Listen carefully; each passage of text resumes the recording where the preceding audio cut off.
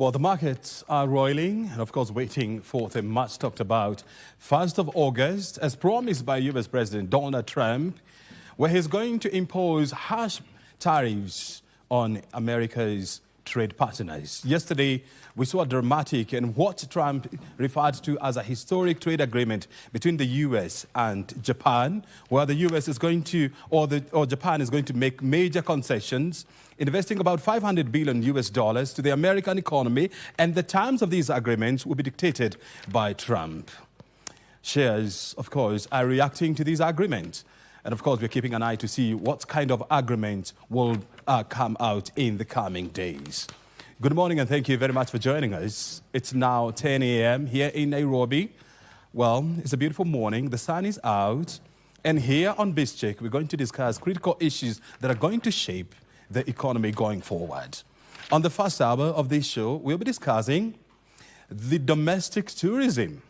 You see, its contribution to the overall tourism market is about 50%, and the government is looking at ways of deepening this critical industry.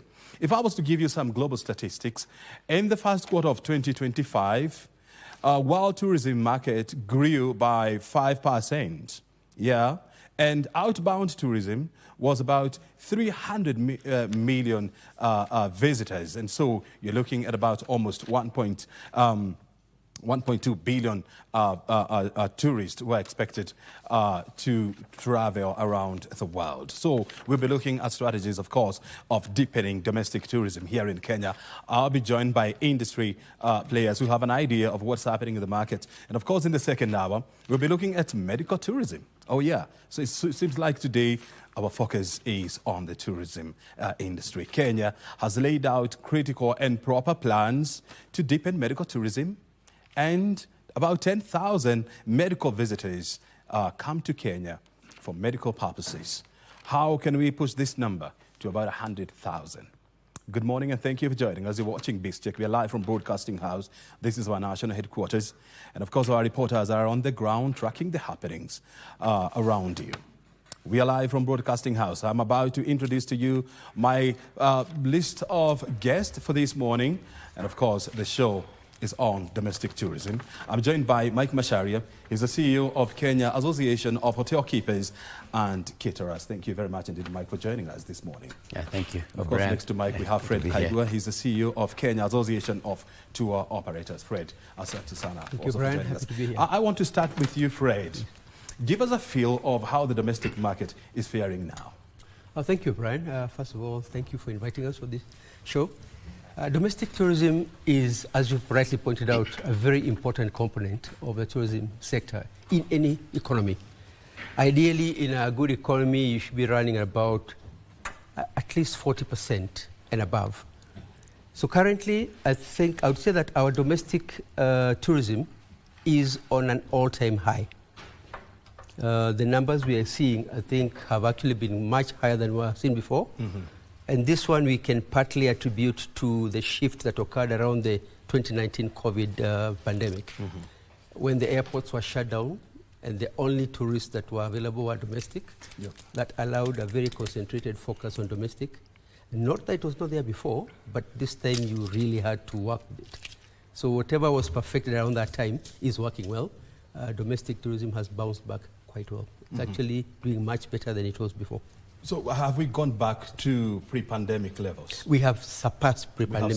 We have surpassed. What is driving this growth? So many factors, and I think my colleague here, Mike, will be able to better expound on some of them. Mm-hmm. But we have seen a lot of infrastructural improvement in the country in recent years. Mm-hmm. The SGR, I think, was particularly a contributory factor. Prior to that, when you thought of going to Mombasa, it would be quite a task.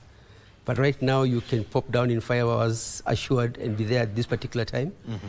We also have seen a shift and an improvement and a lot of changes in the hotel sector. Mike will talk more about that, mm-hmm. with the packaging and the kind of offers we're seeing. And the Tourism Board has also done some bit of marketing mm-hmm. Mm-hmm. With campaigns like Tembea Kenya and other areas of the sort.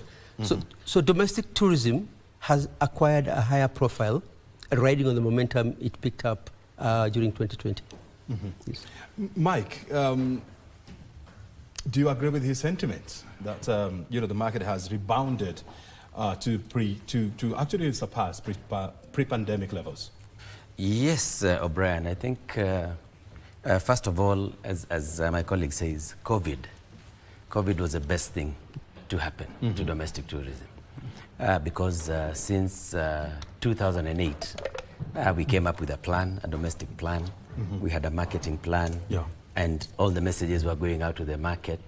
That was in 2008. That was in 2008, right after post-election violence. Post-election violence. And the reaction was very lukewarm. But somehow COVID seemed to have kick-started that plan because of the lengthy lockdowns. So when people were set out, they said, hey, look, we need to see our country. And the plan that revolved around COVID because of travel restrictions was to concentrate on domestic, then go regional, then go wider Africa, then go back to international. And that seems to have worked. The other area that has worked very well is actually government. I know there's a lot of issues that are going on around what government is doing, but if you look at the primary spend on conferencing by government and government agencies, that has been huge over the last few years, particularly from 2022.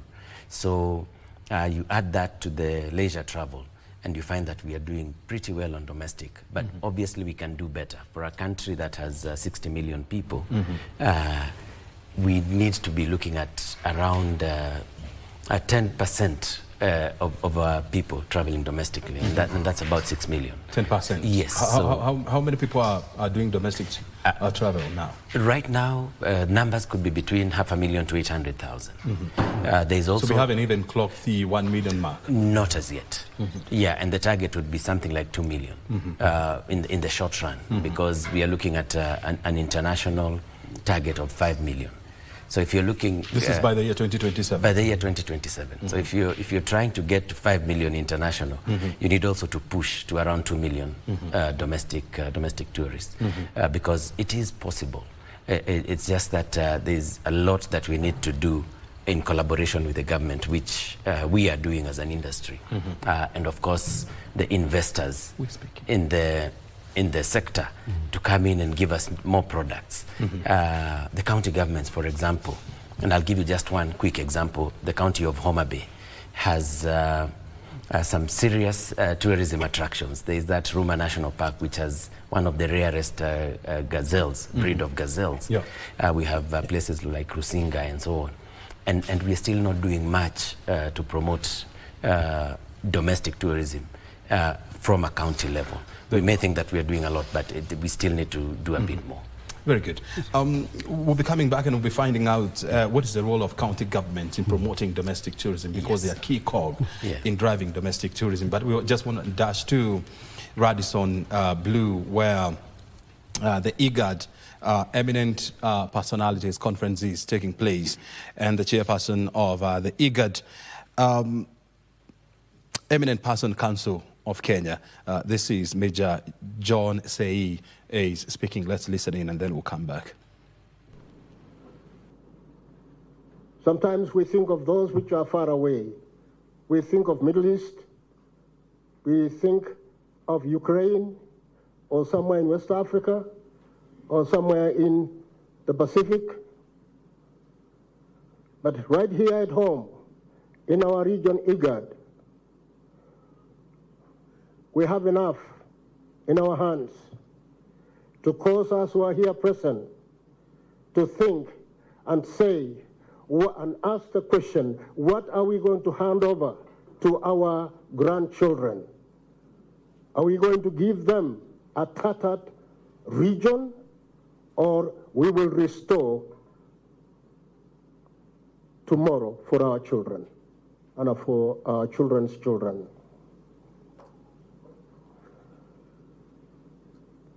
And these problems cut across.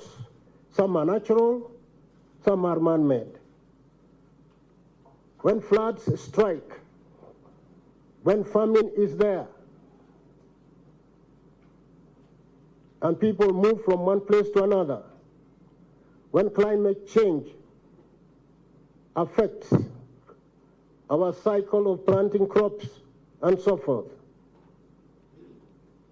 imagine how even development itself is devastated. So we are not only thinking about the peace between ourselves, not to fight against each other, but also how to harness what we know to deal with those areas which are natural, so to speak. And so as we sit, we need to come up with a strategic plan of action. And that action has to be based on that indigenous knowledge we have. And the knowledge we have is not from a book written by a scholar from the West or from the East, but written by our scholars of old. The knowledge and wisdom that has been bestowed upon us, and it has been diluted by what we call the acquired knowledge from the West, sometimes puts us in a very awkward situation. But we need to come out of the old box of the Western conceptualized way of dealing with problems, but come home. In Kenya, we have many tribes, but there is one common ground. When it comes to peace, there is no peace but peace. Ethiopia, many tribes. South Sudan, many tribes, and so forth. When it comes to peace, it is nothing but peace. No peace belongs to another group which does not belong to the other. Otherwise, it is not peace. And so we call upon ourselves in a city. Well, that is exactly what is happening at the Radisson Blu, where the eminent personalities and the IGAD are meeting, and that is the chairperson of the Eminent Person Council of IGAD, Kenya's representative, Major John Seyi, giving his speech there. I mean, our reporter Regina Manyara is there. She'll be giving us more update in our subsequent coverage. We are back in studio. Our conversation is how to drive domestic tourism. We're in the company of two great players in this critical industry. Mike Macharia, the chairperson or the CEO of Kenya Association of Hotel Keepers and Caterers, together with Fred Kaigwa, the CEO of Kenya Association of Tour Operators. Before we went for that break, you talked about the county of Homa Bay and what's doing to popularize what would be considered its rare gem. But when you look at the counties, because they are supposed to be key drivers of domestic tourism, bearing in mind that they are the custodians of county assets, are they doing enough to promote domestic tourism? We do feel that, sorry, the county governments are doing their bit, but more can be done. Mm-hmm. In terms of product mapping and also highlighting what products exist in certain counties. And if you look at Kenya, right from the coast to the lake, there's so many products. We have mountains, we have a desert. In fact, the original desert safari was Kenyan in the 70s. It was just picked up by Dubai. We have caves up in Mount Elgon. Mm-hmm. We have natural lakes, all Bolosat in Nyandarua County. Mm-hmm. So the counties need to be able to come up, and particularly at the Devolution Conference, they should have a special section on investment in counties and how we can drive investments into those counties to complement those products. You find that there are places that have very good natural products, but they don't have the matching investments in those counties. For example, the one I've just given, Homa Bay, bed capacity is very low. So even if people wanted to visit as a group, right now they're coming up with a devolution. The devolution conference is taking place there, I think next month. And it's going to be a struggle. Some people will have, yes, some people will have to stay outside of the county to get there, which is good because it supports other counties. But we should be able to have counties that, have the capacity to handle the tourists. And the lowest hanging fruits is the domestic traveler, because they're easy to get from one place to another, because of our road network is fairly good if you compare it to the late 90s. So the domestic traveler is able to get from one county to the next. Excuse me. And at the same time, they are not susceptible to external input like travel advisories and such, because they're Kenyans. So it's very easy. As we discuss that, then we can take the conversation to regional, because we do believe that there's a big opportunity there. You see, when you look at the investment that the government has done, especially for the road subsector, in the last 10 years, we are talking about more than 1.8 trillion Kenyan shillings that has gone into improving our road infrastructure. And you're right, I mean, right now you can easily travel from Nairobi to many parts of Kenya, you know, with ease. You can either use you can fly, you can use a train, or you can even use roads.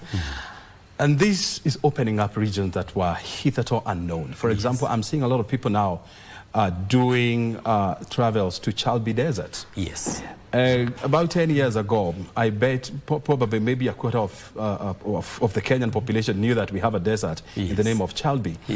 And so clearly the national government is doing a lot. But Fred, when you look at the county government in terms of investment in infrastructure, marketing initiatives, promotions, do you see this happening? As my colleague Mike says, they're doing something.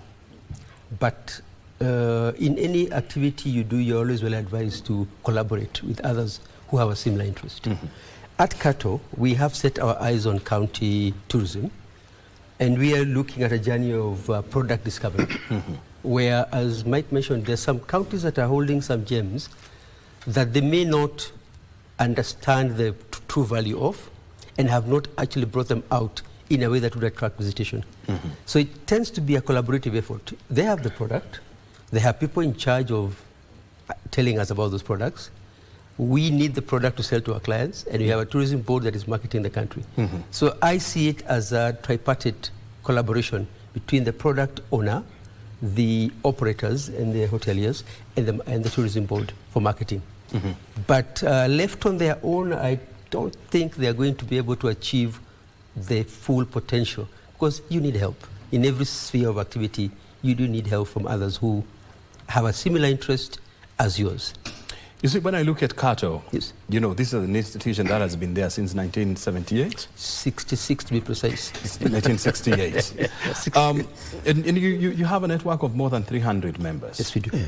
And so this is an institution that you cannot wish away when you talk about developing tourism in this country.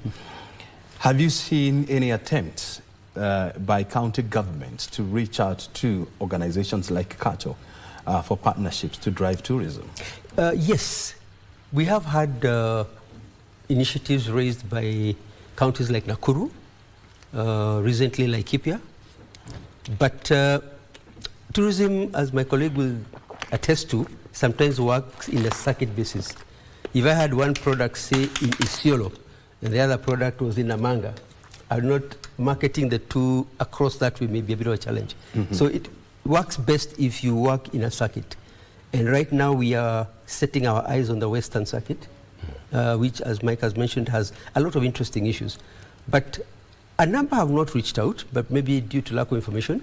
But we are reaching out. We have actually set a program where we're reaching out county by county, delve into the product portfolio, look at access and connectivity, and see how to best push it. Because remember, our members also need a product that they need to refresh regularly to sell. So you keep on selling the same thing, you may not get new visitors. You need to sell something different to bring back the first visitor.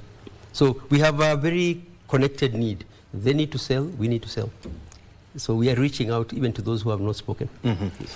Look, last week, was it last week or this week? I mean, we saw the Kenya Wildlife coming up with new park entry rates, whereby, for example, Nairobi National Park, you pay 1,000 shillings if you're a Kenyan or a resident of EAC. And if you're a foreigner, you pay 10,000 shillings. Nakuru National Park, I think, is 1,500 for locals. $80. Yes. They're justifying this by saying that the last review was done 18 years ago. And let's face the reality, inflation has also kicked in, global warming, and so much. What is this likely to do to the domestic tourism, Mike? Okay, first of all, quick addition to what Fred said. We did, after the 2010 Constitution kicked in 2012, we set up what was known as the Tourism Network under our umbrella organization, KTF. And the purpose of that tourism network was actually to map out the various counties and look at which counties can collaborate with one another. And that's what gave birth to the Jumuiya counties of Pwani, where we had the 4 or 5 counties of coast get together. We had the North Rift tourism circuit, NOREB. We had the Western Circuit, and so on and so forth. So in terms of collaboration and reaching out, we have reached out and we continue to reach out. Now, coming to the issue of park fees, yes, there is an increase proposed. Yeah. On the one side, we know conservation is very expensive because it's a full science. You need to have a lot of capacity around wildlife conservation. And when you look at what KWS is proposing, given that 18 years have lapsed, what as industry we would like to see is probably some regular engagements where you can raise rates gradually. We do it in our industry. Like now in the hotel industry, to cater for inflation, we look at various factors and we ask ourselves, how are we able to deliver this product profitably and affordably? And you find that you probably need sort of like a 5% increase year on year. And of course, when the economy is strong and there's a reduction, then we pass it on to the customers. So this is what we'd like to see, even in the conservation area. Let's not wait 18 to 20 years to come up with a review.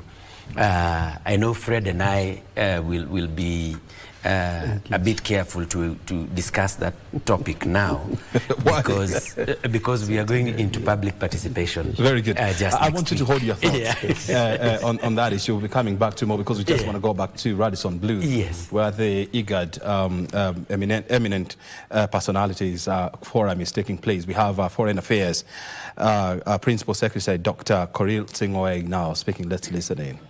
Put IGAD on a solid footing, and by ratifying it, our parliament was reaffirming the fact that not only is Kenya a founding member of IGAD, but that Kenya associates itself fully with the objectives of this great institution. IGAD sits at the fulcrum of peace, development, empowerment, and transformation. Over its lifetime, IGAD has been a force multiplier, helping us navigate as a region together within our diversity, helping us navigate very, very complex peace and security challenges.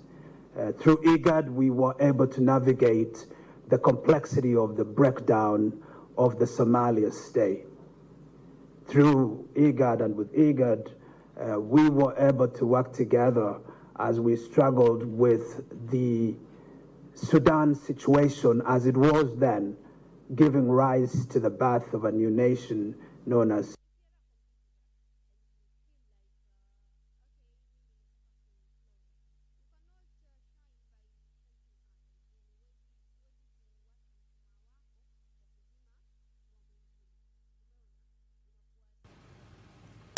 Well, we seem to be having a challenge with the network there. Once the network is stable, we should be going back to Radisson Blue to listening to that forum. But we are back here in studio. Here we're not having challenges with our network. We're in the company of two great men who have been in this industry for many years. We were discussing the proposed new rate to enter our national parks as proposed by Kenya Wildlife Service. You are saying that you're not in a position to discuss these because it's subject to public participation. But we are here on this show. I mean, the issue is not in court, so it will not be a subject judice.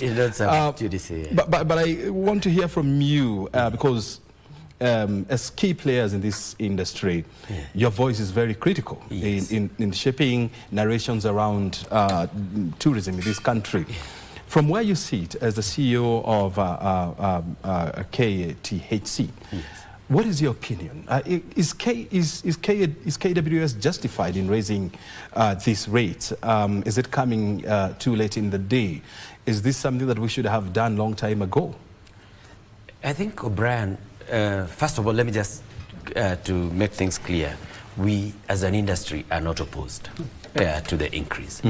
Increases will happen, reductions will happen. And when reductions happen, like they have happened before, you remember the government waived visa fees for families to jumpstart tourism.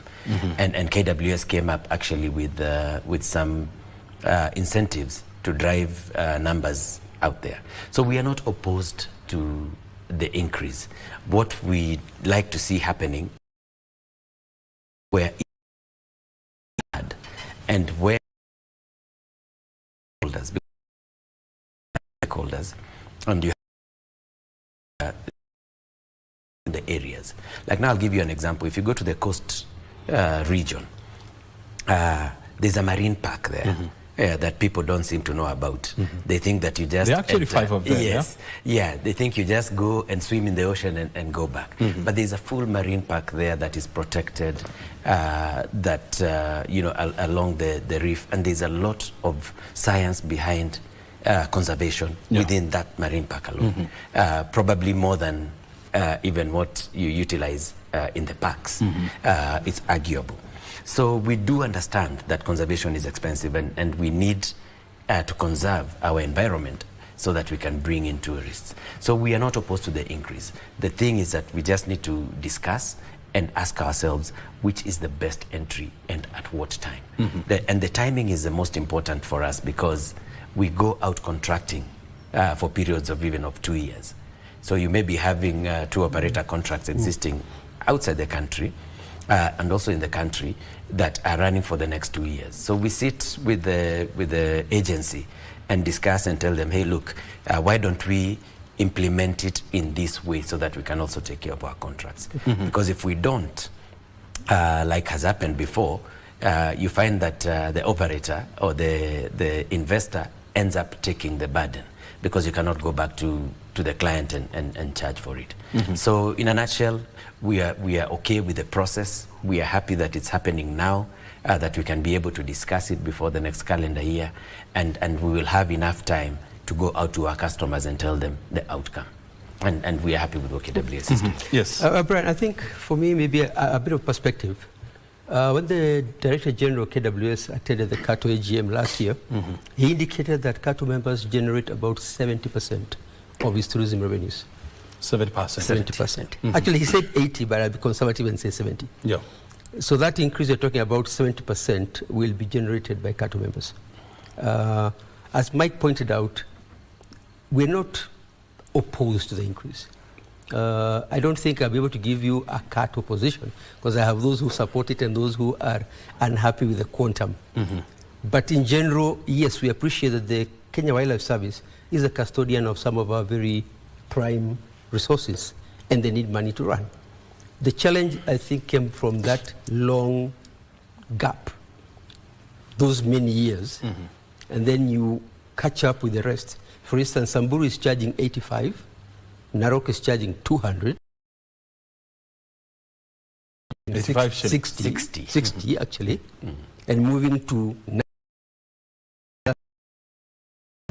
and you're still below most of the other players, but you've done like a 60% increase. So when you look at the quantum, you can go into shock. But you look at the absolute value, it's relative. So we have those who are not happy and those who are unhappy. But when you get public participation, we shall discuss the issues and we'll come to an agreement. The key challenges was, when do you start? You can't start this year. It should be next year. It should be next year. Yes, so that was what the key problem. Let's first of all, compare ourselves with some of our regional peers. And I would just want to take, for example, Rwanda. Rwanda is a tourism market that is coming up quickly. Yes. It's picking up very fast. And for example, to go to Rwanda to do what we call gorilla tracking, an international visitor will pay $1,500 as entry fee. So that's about almost 170,000 Kenya shillings. That is one person. East African residents will pay $200. So, 1,000? Yeah. About 26, 25, 26. Yeah. How much would you pay to watch the Big Five in Masai Mara? $200 for a non-resident.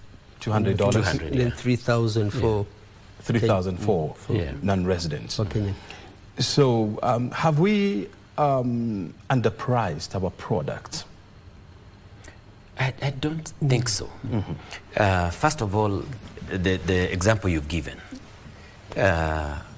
gorilla trekking is done in a place known as Volcanoes, north of Kigali. It's a place. It's actually west of Kigali, a place known as Musanze. Now, if you stand on top of Musanze, the hill itself, the Volcanoes hill itself, you're looking at three countries. You're looking at one side of the triangle, which is Rwanda, another side of the triangle, which is Uganda, and it is known as Bwindi National Park. It's the same thing. And the other side is DR Congo. Now, the thing with DR Congo is that the forest bed is very long. It runs about 200-300 kilometers.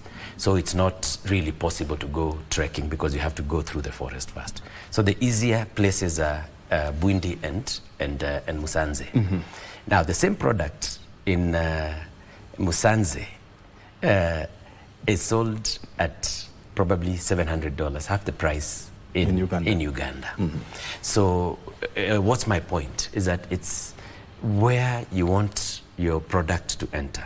And possibly the reason why the Rwandans do that is because they're a small country.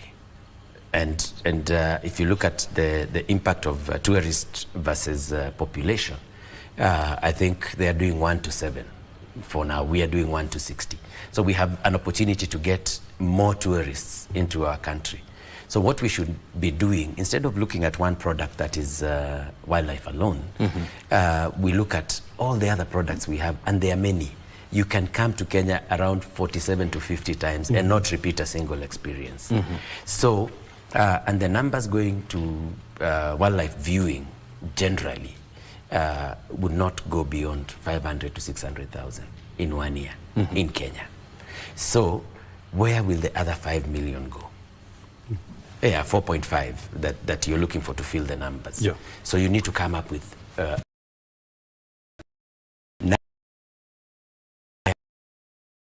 size may be limited in coming up with multiple products. So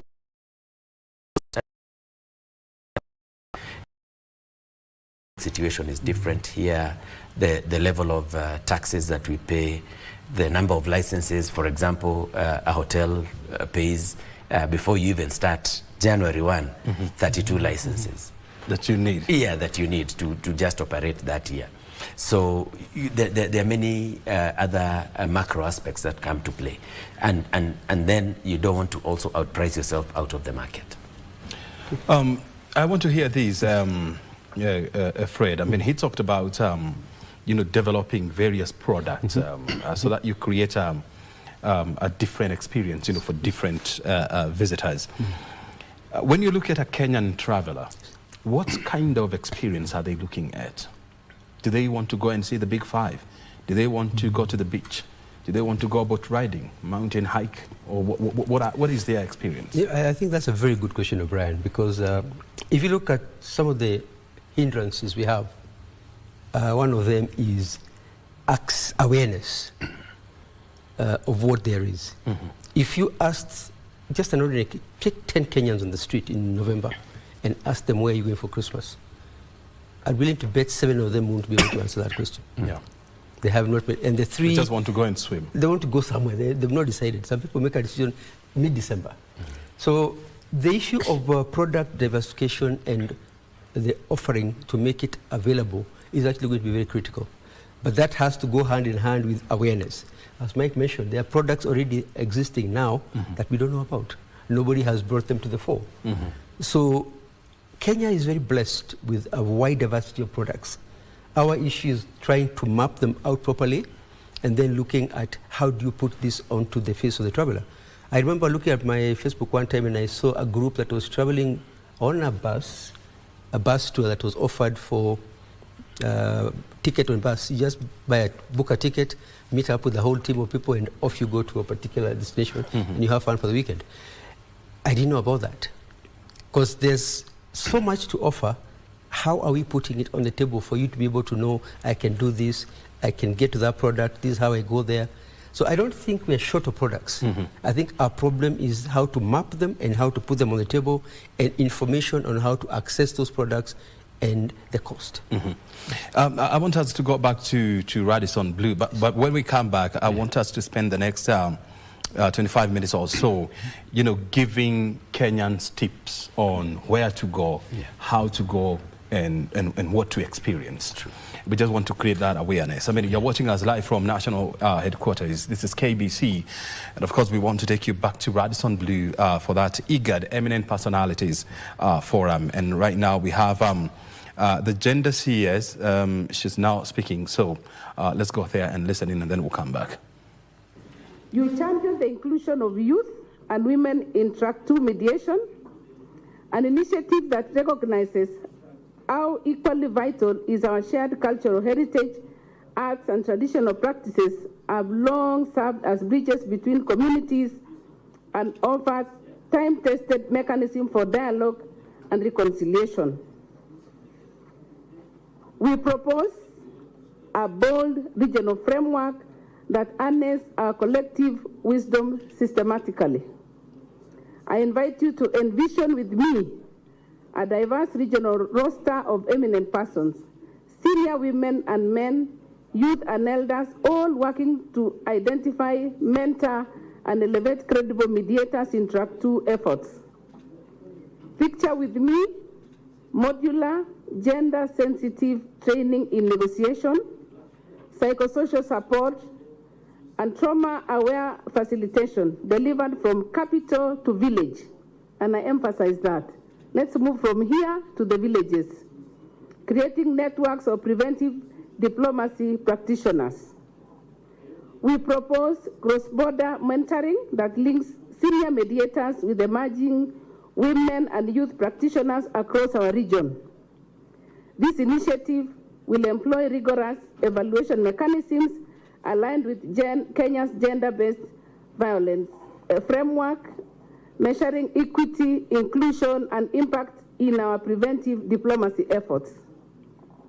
The government of Kenya proudly backs a region-wide initiative on youth and women inclusion in Track 2 mediation, preventative diplomacy, and peace building. At our recent National Gender Sector Working Group meeting, I reaffirmed our commitment under His Excellency the President, William Samoei Ruto, 9-point agenda for women, including domestic care policies and economic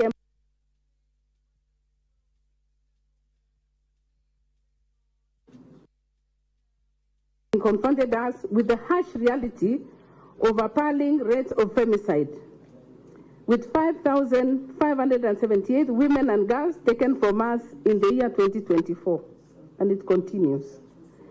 Each number represents a life lost, a family shattered, and a community where preventive diplomacy has failed at the domestic level.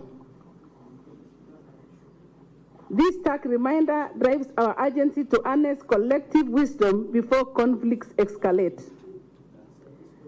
Regionally, we anticipate in IGAD's relaunched Women, Peace and Security Forum and recently hosted the Regional Dialogue on Gender, Land and Climate Resilience in Nairobi. Kenya will engage fully in upcoming high-level platforms. The IGAD Youth Forum on Peace in Entebbe, the UNAU Women's Forum in Addis Ababa, and a continent-wide Youth Peace Conference to be convened in Nairobi later this year. Each platform amplifies our collective wisdom for regional stability. Well, that is Hannah Cheptumo, the gender seers, speaking at the ongoing IGAD Forum for Eminent Personalities. We're back in studio.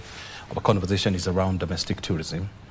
We're in the company of Mike Macharia as well as Fred Kaigwa. They're all players in the tourism industry. I'm just going to give you a time.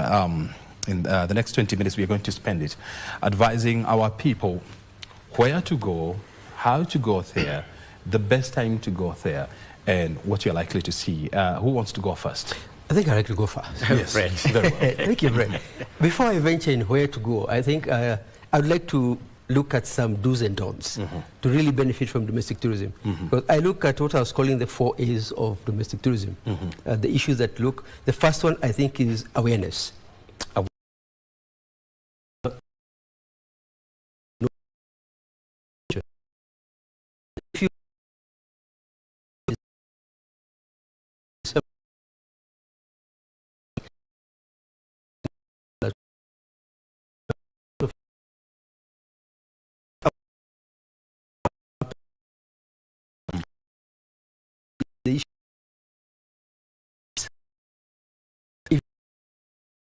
Coming up nowadays, now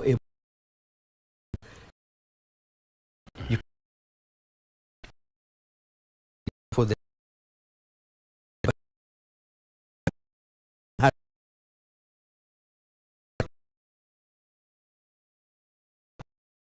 access is also opening opportunities for members, and so you don't need a 4x4.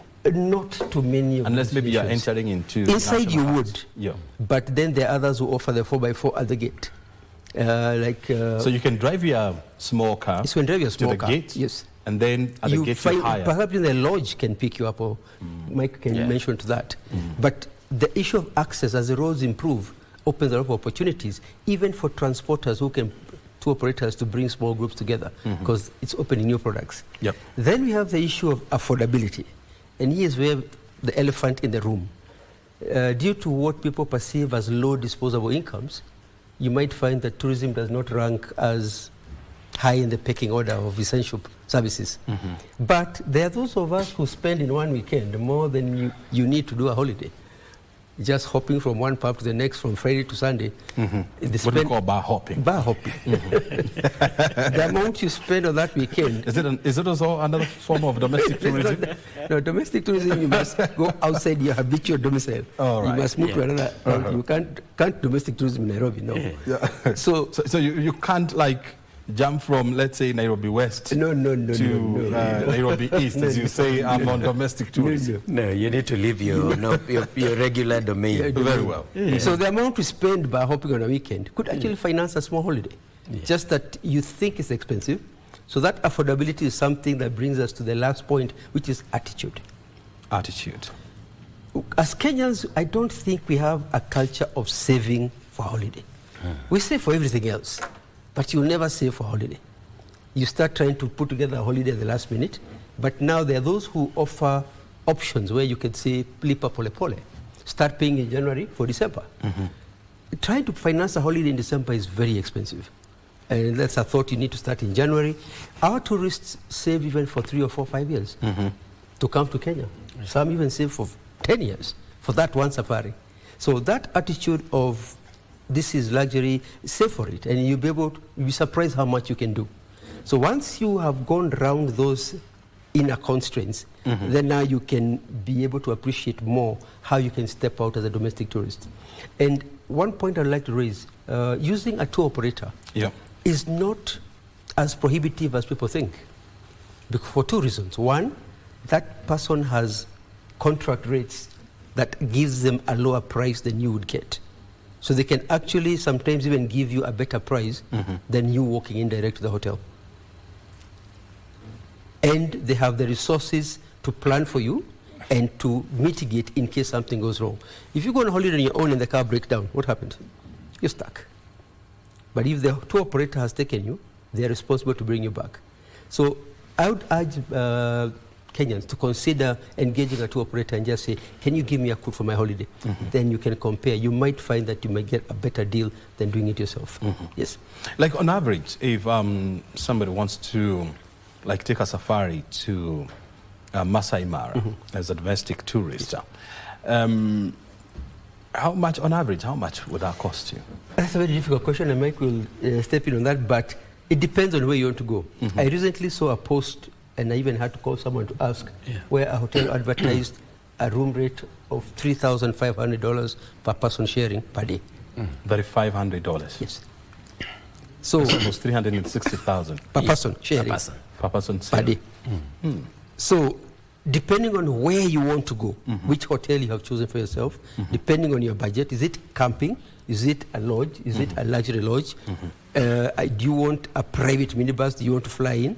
Those factors go to the safari, and you can get a basic safari or a very expensive one. So I've seen people offering Mara for about $200 a day, all inclusive. $200, all inclusive. Yeah. So that's basic about accommodation, 20, transport. Yeah. That's about almost 60,000. I mean, not 60. 25,000. But you're talking basic.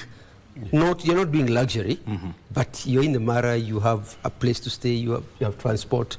So it depends on your pocket and your desire. What do you want?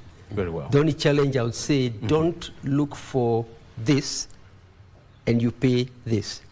You'll be surprised. So you need to cut your clothes according to your size. Exactly. And don't be very go for luxury if you cannot afford it. Exactly. Yeah. And don't pay cheap thinking you're getting luxury. No way. If you want luxury, pay for it. You get what you pay for. You get what you pay for. Yes, that's the advice I would give. Yes. Quick off your mind, I want you to point to Kenyans. You have 3 minutes. I want you to point to Kenyans 3 new tourism experience that they can immerse in, apart from going to Mombasa to sunbathe. I would probably look at something to do with cultural tourism.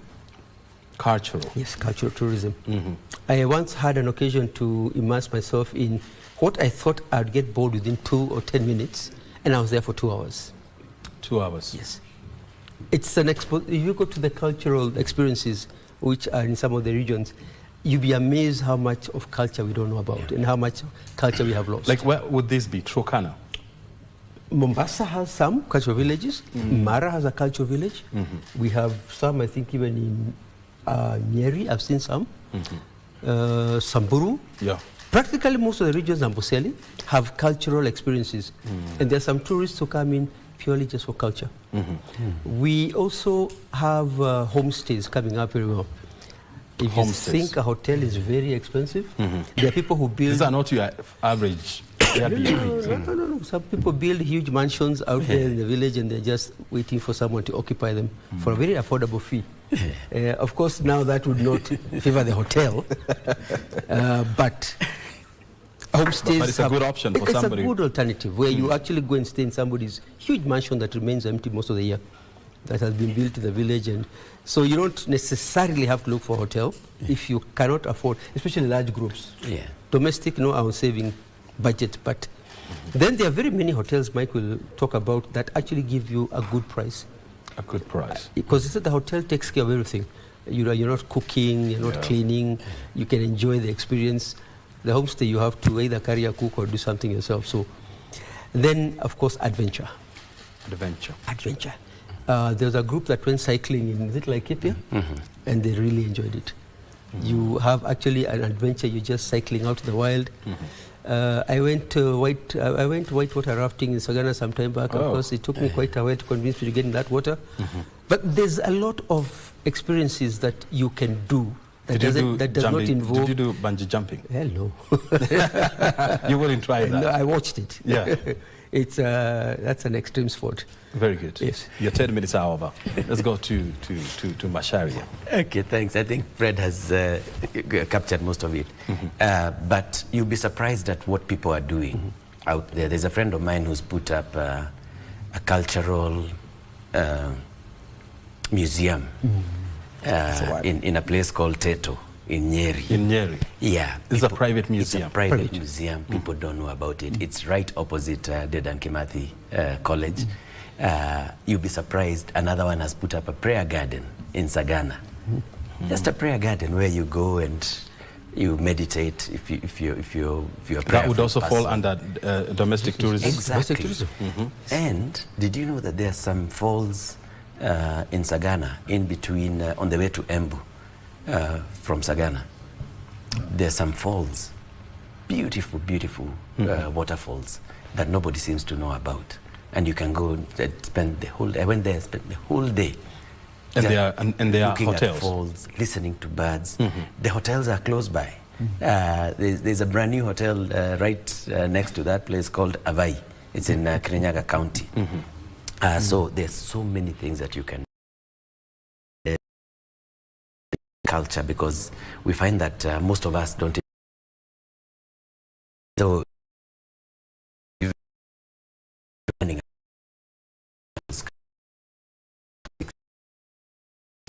So we're finding that your normal traveler, you see, leisure tourism is about feeling good.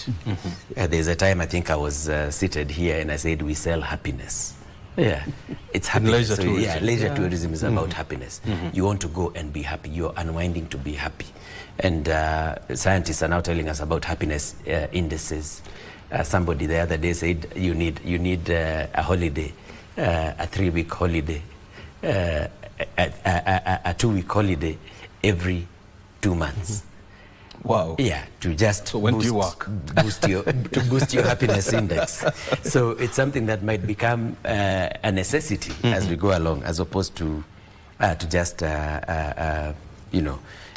something that you do as a break. Now, when it comes to experiences, we've worked very closely with Kenya Tourism Board. There are 2 campaigns that have been running for very long.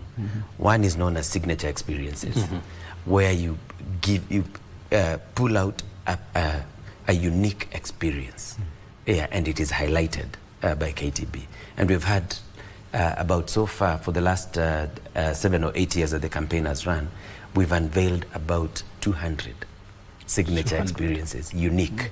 All you need to do is go onto the Magical Kenya website and click on Signature Experiences, and you will find them there. There are many. There are so many you can't even finish them. Off the top of my head, I started with Homa Bay County. Yeah. Because I think, personally, I think the Western Kenya is a new frontier for tourism. We will not achieve the numbers without highlighting Western Kenya. Western Kenya has certain issues that need to be addressed. There's this talk of the Nakuru Highway. Yeah, that needs to be done. That's a major challenge. It needs to be done so urgently, because it will not only open up tourism along that area, but it will open up also trade. Yeah. And you can imagine when people talk about, I know at times politics come into play, but you can imagine the number of counties that it touches, right from Limuru, from Kiambu, to Nyandarua, to Nakuru, to Kisii, which is in South Nyanza, to Mount Narok on the other side. Uasin Gishu. Yes, to Uasin Gishu, to Kisumu. It touches Homa Bay. It touches Bondo. It touches Busia. Kakamega, Busia. You know, it's huge. It's a huge thing, and from a tourism perspective, we would really like to see that road complete. Or even some work starting on it. Same for Mombasa Road? Yeah, because it's a big game changer, even for the towns around there. So Ruma National Park, I think people should go there. Ruma National? Ruma, they should go to Homa Bay. This is in where? It's in Homa Bay. If they have time, go to Rusinga. Well, they can always create time. Yeah, go to Rusinga. There's a lot of islands around there. Rusinga around Island. Yes, there's a lot of good And islands. they didn't go to Takawiri. Takawiri is part of Homa Bay. Yeah. So these are some of the areas that people should go to. Down at the coast, you said don't mention coast. I will mention it, but not from a beach perspective. Kilifi County has Arabuko Sokoke Forest. You can do walking forest safaris. Go bird watching, listen to the birds. See nature in a forest. It's completely different, and the beach is right next to you. A completely different experience. And you can sit down for 2 hours, quiet, you listen, you close your eyes. You go in the morning. It's a walking safari. You enter the forest in the morning, you leave in the evening. Wow. Yeah. You leave in the evening. You even have a picnic for lunch. You leave in the evening. And you're just seeing miles and miles of trees. Miles and miles of trees. And you know exactly where it is. It's just before you get to Atamu. Yeah. As you're just driving next from, to Gederins? Yes, before you get to Gederins. Because Gederins is on the right, the forest is on the left. But this is from Kilifi town towards... and the road has been expanded. The road is perfect. There's only one small section that they're working on between Bombolulu and... the overpass. And Shanzu. As from Bombolulu to Shanzu. Once that is done, everything else is okay. So you have a good road there. So that's why we are talking about this road to Western Kenya. Yeah. The third place that you might want to visit is Lake Old Bolosat in Nyandarua. In Nyandarua. That's my home county. Once upon a time it's dried up. Yeah, no, it's okay. Now it has been restored? Yes, you need to go there. There are flamingos? Yes. In fact, they breed there. Oh. Yes, they breed there because other breeding areas have become a bit hostile. Yeah, so they're breeding there and they're breeding in Baringo. They're no longer breeding in Nakuru. Yeah, because of probably the impact of too many activities around. So Lake Old Bolosat. Lake Old Bolosat. And it is in Nyandarua County? It's in Nyandarua. And if you want to play golf, there's a brand new golf course there known as Kipipiri. Ah, yes. Yeah, just before you but get to... But that's a private members club? No, it's a public club. Oh, it's a public? It's a public club, yeah. So you could go to the lake, go and play golf. Wow. And while there, you can even go up to the Aberdares. Exactly, yeah. And the Aberdares, that's a whole different ball game altogether. And on the northern side, I had mentioned Sagana and Nyeri. Mount Kenya, still very, very undiscovered by Kenyans. Yeah, you could go there. You don't have to trek up to Lenana Peak. But there are many things that you can do in and around Mount Kenya. Yeah, in Laikipia. Yeah, there's a lot of things to do there. And you can also play golf. Yes, there's plenty of golf. You have Nanyuki Club there. Yeah. All the way from Makuyu Club. You know, there's Thika Greens. There's Thika Greens. There's Thika Sports Club. There are so many clubs going up north, including Nyeri itself. Nyeri has a super duper golf club. Kakamega Forest, for those that have never been. Butterfly watching. It's butterfly watching. Excellent. You know, you spend the whole day watching butterflies. When we were kids, we used to go and trap butterflies and stick them on our shirts. We didn't know we were actually messing up with the wings.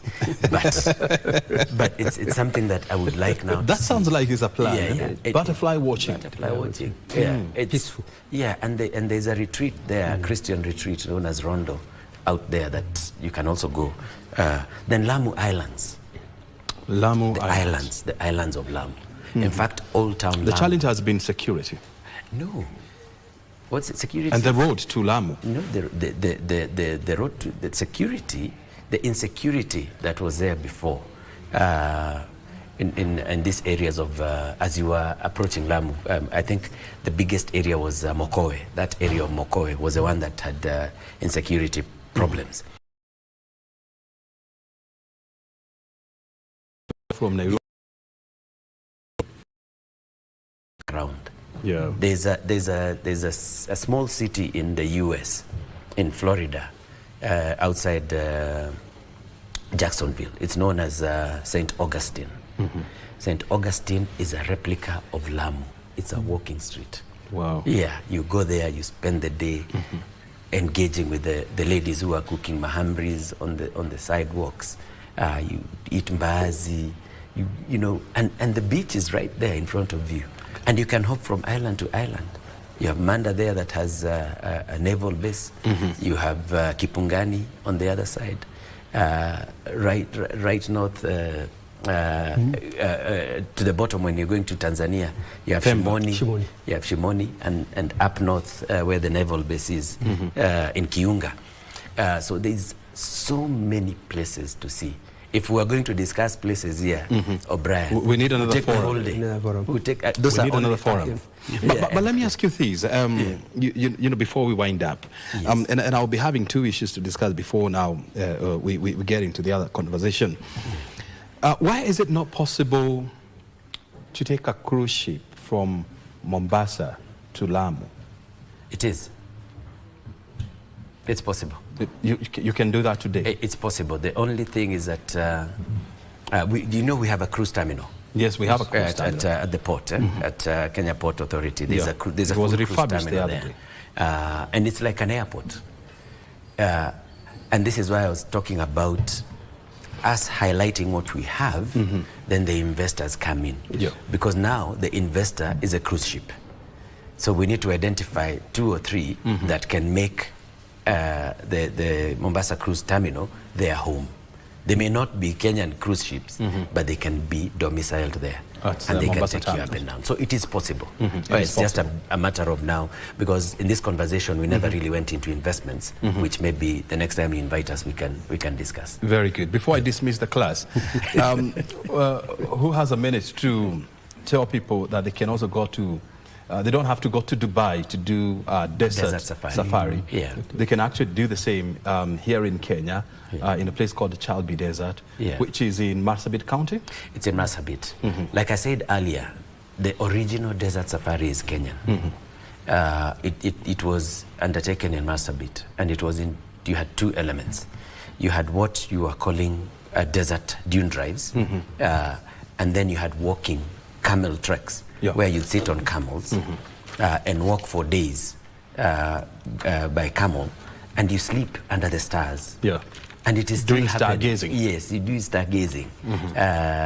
And there are some people who have started now doing proper stargazing in this country. I think Sopa Lodges is doing stargazing, and so is Heritage Hotels in Kipungani. So you can do stargazing.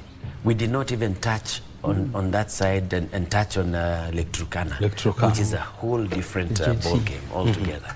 So, like I said, we can speak here about... spend the whole day here discussing about... The whole day. And that's the beauty of this country, that you can get anything you want in this country. I mean, you don't have to venture out.